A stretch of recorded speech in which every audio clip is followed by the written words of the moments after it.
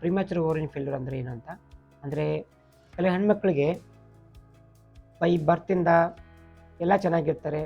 But at the age of menarche ಅಂದರೆ menopause ಅಂದರೆ ಯಾವಾಗ ಫಸ್ಟ್ ಪೀರಿಯಡ್ ಆಗುತ್ತಲ್ಲ, ಅವು ಡಿಲೇ ಆಗ್ತಾ ಇರುತ್ತೆ. ಅಥವಾ ಅರ್ಲಿ ಮೆನೋಪಾಸ್ ಆಗಿಬಿಟ್ಟು 11 ಇಯರ್ಸ್ ಆಗುತ್ತೆ ಅಂದ್ಕೊಳ್ಳಿ. ಮತ್ತು ಅವರು by the age of 18 to 20 ಇಯರ್ಸಲ್ಲಿ ಆದ ತಕ್ಷಣ ಅವರು ಓವರಿಲಿರೋ ಎಗ್ ಖಾಲಿ ಆಗಿರುತ್ತೆ. ಪ್ರಿಮ್ಯಾಚುರ್ ಆಗಿ ಓವರಿನ ಏಜಿಗೆ ಆಗ್ತಾ ಇರುತ್ತೆ. ಅಂದರೆ ಓವರಿ ವಯಸ್ಸು ಬೇಗನೆ ಆಗೋದು. ಯೂಸ್ಲಿ ಏನಾಗ್ತದೆ 45 ಇಯರ್ಸ್ಗೆ 50 ಇಯರ್ಸ್ಗೆ ಮೆನೋಪಾಸ್ ಆಗುತ್ತೆ. ಬಟ್ ಕೆಲವು ಹೆಣ್ಮಕ್ಕಳಲ್ಲಿ ಯಾವುದೇ ಕಾರಣದಿಂದ ಅಂದರೆ ಜೆನೆಟಿಕ್ ಫ್ಯಾಕ್ಟರ್ ಇರ್ಬೋದು, ಅಥವಾ ಪ್ರಿಮ್ಯಾಚುರಲಿ ಅವರು ಓವರಿನ್ ಜೀನು ಆ್ಯಕ್ಟಿವೇಷನ್ ಆಗಿ ಬೇಗ ಖಾಲಿ ಆಗಿರುತ್ತೆ. ಇದಕ್ಕೆ ಕಾರಣಗಳು ಹುಡ್ಕೋಣ. ಜನರಲ್ಲಾಗಿ ಏನಾಗುತ್ತೆ ಅಂದರೆ, ಇದು ಫ್ಯಾಮಿಲಿಯಲ್ಲಿ ಇರುತ್ತೆ. ಅಂದರೆ ಫಾದರ್ ಮದರ್ ಜೀನು ಡಾಕ್ಟರ್ ಬಂದಾಗ ಆ ಮಗುವಲ್ಲಿ ಹುಟ್ಟೋಕ್ಕಿಂತ ಮುಂಚೆನೇ ಎಷ್ಟು ಎಗ್ ಇರಬೇಕಂತ ಸೆಟ್ ಆಗಿರುತ್ತೆ. ಅದೇ ರೀತಿ ಆ ಓವ್ಯುಲೇಷನ್ ಆಗುತ್ತೆ at the age of 11 to 12 years first period ಆಗುತ್ತೆ. ಆಮೇಲೆ 2 to 3 ಇಯರ್ಸಲ್ಲಿ ಅಥವಾ 5 ಇಯರ್ಸ್ ಒಳಗಡೆ ಖಾಲಿ ಆಗಿಬಿಡುತ್ತೆ. ಅಂದರೆ ಯೂಸ್ಲಿ ಏನಾಗುತ್ತೆ ಅಂದರೆ, ಹುಟ್ಟೋಕ್ಕಿಂತ ಮುಂಚೆ ಇಷ್ಟು ಮಿಲಿಯನ್ಸ್ ಅಂತ ಇರುತ್ತೆ ಎಗ್ಗು. ಹುಟ್ಟಿದ ಬಳಿಕ 5 to 6 lakhs ಎಗ್ಸ್ ಡೆವಲಪ್ ಆಗ್ತಾ ಹೋಗುತ್ತೆ till the age of 45 years. ಆ ಟೈಮಲ್ಲಿ ಆಗ್ತದೆ ಕೆಲವರಿಗೆ ಬೇಗ ಎಗ್ಸನ್ನು ಖಾಲಿ ಆಗಿಬಿಟ್ರೆ ಅದು ಪ್ರಿಮ್ಯಾಚುರ್ ಫೇಲ್ಯೂರ್ ಅಂತಾರೆ. ಇದರಿಂದ ಏನಾಗುತ್ತೆ ಅಂದರೆ, ಮುಂದೆ ಮಕ್ಕಳಾಗೋದಕ್ಕೆ ತುಂಬ ಎಫೆಕ್ಟ್ ಆಗುತ್ತೆ. ಮತ್ತು ಅವ್ರ ಪೀರಿಯಡ್ಸ್ ರೆಗ್ಯುಲರಾಗಿ ಬರೋಲ್ಲ.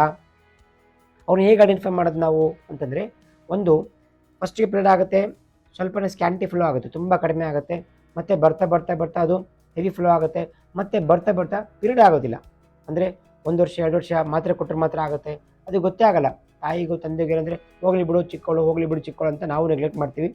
ಅದು ನೆಗ್ಲಿಜೆನ್ಸ್ ಏನಾಗ್ತಂದರೆ, ಅಲ್ಲಿ ಆ ಟೈಮಲ್ಲಿ ಆ ಓವರಿ ಜೀನ್ ಇದೆಲ್ಲ ತುಂಬ ಆ್ಯಕ್ಟಿವೇಷನ್ ಆಗಿಬಿಟ್ಟು ಇರೋ ಎಗ್ಗೆಲ್ಲ ಖಾಲಿ ಆಗಿಬಿಡುತ್ತೆ. ಅದೇ ಪ್ರಿಮ್ಯಾಚುರ್ ಓವರಿನ್ ಫೇಲ್ಯೂರ್ ಅಂತಾರೆ.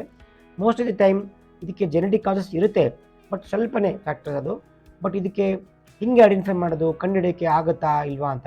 ಅಫ್ಕೋರ್ಸ್ ಕಂಡುಹಿಡಿಬೋದು. ಕೆಲವೊಂದೆಲ್ಲ ಜೆನೆಟಿಕ್ ಕ್ರೋಮೋಸೋಮ್ ಸ್ಟಡೀಸ್ ಅಂತ ಮಾಡ್ತೀವಿ. ಅಂದರೆ ಅವ್ರದ್ದು 46XX ಇರೋದು, ಕೆಲವರಿಗೆ 46X0 ಬರುತ್ತೆ.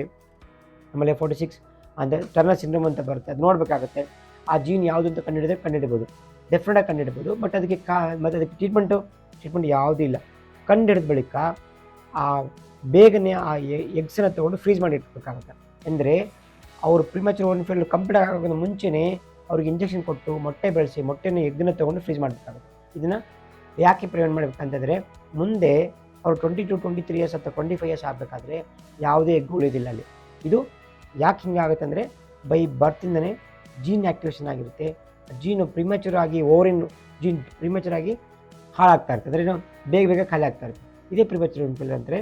ಬಟ್ ಅದಕ್ಕೆ ಖಂಡಿತ ಟ್ರೀಟ್ಮೆಂಟ್ ಇದೆ. ಅವ್ರಿಗೆ ಏನು ಮಾಡಬೇಕಂದ್ರೆ, ಪೇರೆಂಟ್ಸು ಯಾರೇ ಇರಲಿ, ನಿಮ್ಮ ಮಗುಗೆ ಪೀರಿಯಡ್ಸ್ ಇರೆಗ್ಯುಲರಿಟಿ ಬಂದರೆ ಡಾಕ್ಟರ್ ಹತ್ರ ಹೋಗ್ಬಿಟ್ಟು ತೋರಿಸ್ಕೊಳ್ಳಿ, ಸ್ಕ್ಯಾನಿಂಗ್ ಮಾಡ್ಕೊಳ್ಳಿ. ಸ್ಕ್ಯಾನಿಂಗಲ್ಲಿ ಗೊತ್ತಾಗುತ್ತೆ. ಮತ್ತು ಕೆಲವೊಂದು ಇಂಪಾರ್ಟೆಂಟ್ ಬ್ಲಡ್ ಟೆಸ್ಟ್ ಮಾಡ್ತೀವಿ, ಹಾರ್ಮೋನ್ ಟೆಸ್ಟ್ ಮಾಡ್ತೀವಿ.